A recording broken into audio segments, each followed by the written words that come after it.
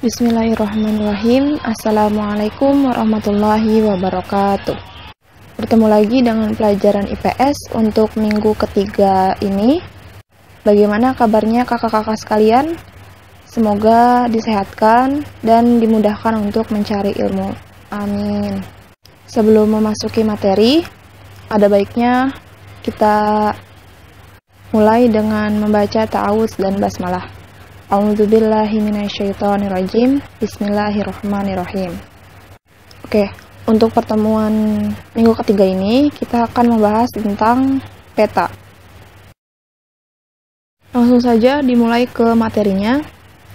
Yang pertama itu kita akan membahas tentang pengertian dari peta. Lokasi suatu tempat dapat dilihat pada sebuah peta. Peta adalah gambaran permukaan bumi pada suatu bidang datar dan diperkecil dengan menggunakan skala. Peta dibuat pertama kali oleh bangsa Babilonia sekitar 2300 Masehi dan terbuat dari tanah liat. Orang yang ahli dalam membuat peta disebut dengan kartografer, sedangkan ilmu yang mempelajari pembuatan peta disebut dengan kartografi. Nah, karena dalam peta itu memiliki beberapa komponen, maka kita akan membahas apa saja komponen-komponen yang terdapat dalam peta. Sebuah peta terdiri atas beberapa komponen penyusunnya. Antara lain, yang pertama ada judul peta. Judul peta menunjukkan isi suatu peta. Sebagai contoh, judul sebuah peta, peta penggunaan lahan di Indonesia. Maka, isi dari peta tersebut adalah sebaran penggunaan lahan yang ada di Indonesia, berupa pemukiman, hutan, perkebunan, dan lain-lain. Nah, bisa dilihat contoh gambar yang ada di bawah, yaitu peta penggunaan lahan desa Gunung 3. Tulisan yang ada di paling atas tersebut merupakan judul dari peta tersebut.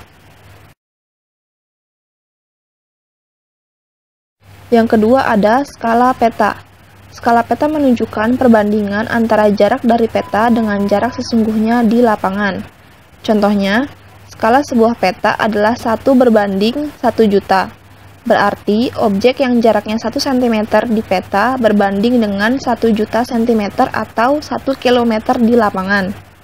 Nah, skala peta dapat dibedakan menjadi skala angka dan skala garis. Pertama ada skala angka. Berwujud perbandingan angka, misalnya 1/10.000. Jika tidak disebutkan satuannya di belakang angka tersebut, berarti satuan yang digunakan adalah cm. Sehingga skala angka tersebut dibaca 1 cm di peta sama dengan 10.000 cm di lapangan atau jarak yang sebenarnya. Nah, jika disebutkan satuannya seperti 1/5 km, dibaca 1 cm pada peta berbanding 5 km di lapangan atau jarak yang sebenarnya. Maka dari itu, kilometer tersebut harus diubah menjadi cm. Cara mengubahnya bisa menggunakan rumus, yaitu skala sama dengan jarak pada peta dibagi jarak yang sebenarnya. Yang kedua ada skala garis atau skala grafis. Skala peta yang berbentuk garis dengan ukuran tertentu. Coba diperhatikan gambar yang ada di samping. Jika contoh skala grafis tersebut dibuat skala angkanya, maka skala angkanya adalah 1/500.000, karena 1 cm di peta berbanding 5 km di lapangan. Satuan dalam kilometer diubah menjadi cm sehingga 5 km jika diubah ke dalam cm menjadi 500.000 cm. Karena itu, skala peta menjadi 1/500.000. Yang ketiga ada orientasi utara atau arah mata angin. Biasanya sebuah peta memiliki orientasi arah utara. Bentuk orientasi ditunjukkan oleh simbol berbentuk panah dengan bentuk yang bervariasi. Penempatannya pada kolom legenda atau pada bagian yang kosong di muka peta. Terdapat beberapa macam gambar arah mata angin dalam peta, yakni 8 anak panah, barat, barat laut, utara, timur laut, timur, tenggara, selatan, dan barat daya. Atau 4 anak panah, yaitu timur, selatan, barat, dan utara. dan ada juga yang hanya satu arah, yakni arah utara saja. Seperti contoh gambar yang ada di bawah. Yang pertama itu adalah 8 anak panah, yang kedua ada 4 anak panah, dan yang terakhir ada 1 anak panah, yaitu utara saja. Selanjutnya yang keempat ada simbol peta, tanda khusus pada peta yang mewakili objek yang dipetakan. Tujuan simbol peta adalah untuk memudahkan pengguna peta dalam membaca dan memahami isi peta. Berdasarkan bentuknya, simbol peta dibedakan menjadi: yang pertama ada simbol titik. Simbol titik pada peta dapat beragam bentuknya. Simbol titik dapat berupa lingkaran, bujur sangkar, segitiga, dan lain-lain. Lambang ibu kota biasanya diberi simbol bujur sangkar. Gunung api berbentuk segitiga dan ibu kota kabupaten berbentuk lingkaran. Seperti pada contoh gambar di bawah, ibu kota negara memiliki simbol persegi dengan warna merah di tengahnya. Ibu kota provinsi, ibu kota kabupaten atau kota, kecamatan atau kota lain, pelabuhan, bandar udara memiliki simbol lingkaran dengan tanda di tengah-tengahnya. Sedangkan gunung api tidak aktif atau mati dan gunung berapi memiliki simbol segitiga dengan warna yang berbeda. Yang kedua ada simbol garis. Simbol garis dapat digambar dalam beragam bentuk dan ukuran ketebalan. Ketebalan garis dapat diatur sesuai dengan kaidah perpetaan. Simbol jalan biasanya berupa garis kontinu atau tanpa putus-putus dengan ketebalan sesuai dengan kelas jalannya. Simbol garis biasanya digunakan untuk menunjukkan fenomena yang berbentuk garis seperti sungai, jalan, rel kereta, batas provinsi, pipa PDAM, jaringan listrik, dan lain-lain. Bisa dilihat contoh gambar yang ada di bawah. Macam-macam simbol garis, seperti sungai, jalan raya, jalan lain desa, batas negara, batas provinsi, jalan kereta api dan terowongan, jalur pipa minyak, jalan tol, dan lain-lain. Yang ketiga ada simbol warna. Simbol warna digunakan pada aturan tertentu. Tidak sembarangan warna dapat digunakan untuk objek-objek tertentu karena ada aturan perpetaan. Misalnya warna perairan, seperti sungai, danau, dan laut, diberi warna biru. Jalan berwarna merah, dan lain-lain. Warna ketinggian dan kedalaman disesuaikan dengan objeknya yang menunjukkan adanya perubahan secara teratur dan seterusnya.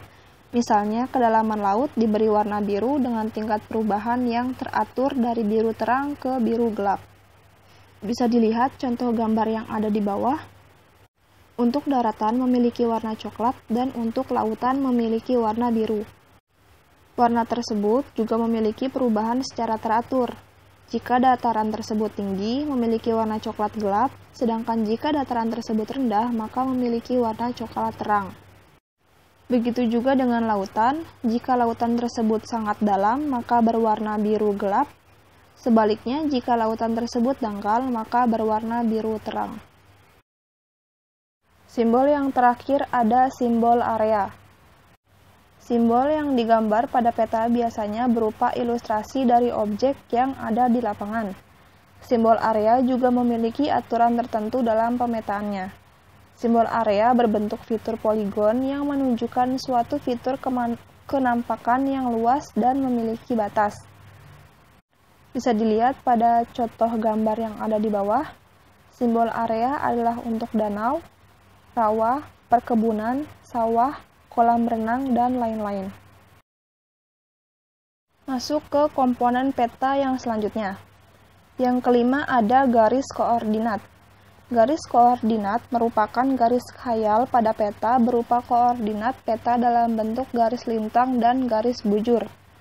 Garis koordinat sangat penting pada peta karena akan menunjukkan lokasi pada peta dibanding lokasi lainnya di permukaan bumi, serta menggambarkan karakteristik suatu lokasi atau wilayah yang dipetakan.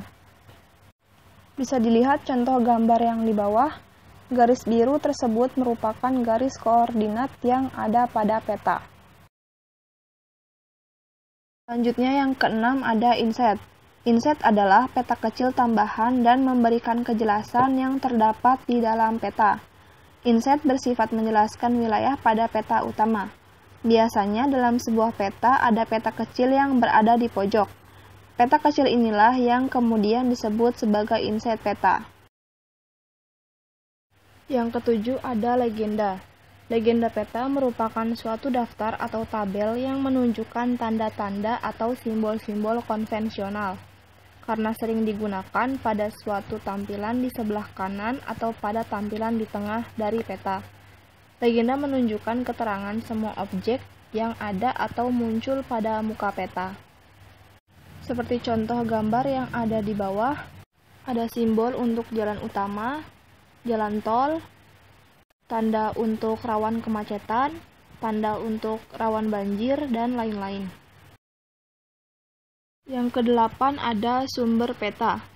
Sumber peta menunjukkan orang atau lembaga yang membuat peta. Dari sumber peta inilah dapat diperoleh informasi dari mana peta tersebut dibuat. Seperti contoh gambar yang ada di bawah, sumber peta tersebut berasal dari Citra QuickBird Bandung 2003 yang dibuat oleh Donald Tinambunan, Departemen Teknik Geodesi dan Geomatika FTSL, Institut Teknologi Bandung, Januari 2007. Mungkin sekian untuk pembelajaran peta pada pertemuan kali ini. Di pertemuan selanjutnya kita akan membahas tentang luas dan letak Indonesia. Bagi yang sudah memiliki buku, diusahakan untuk membacanya terlebih dahulu supaya bisa lebih memahami materinya. Untuk tugasnya, mengisi soal yang ada di bawah ini.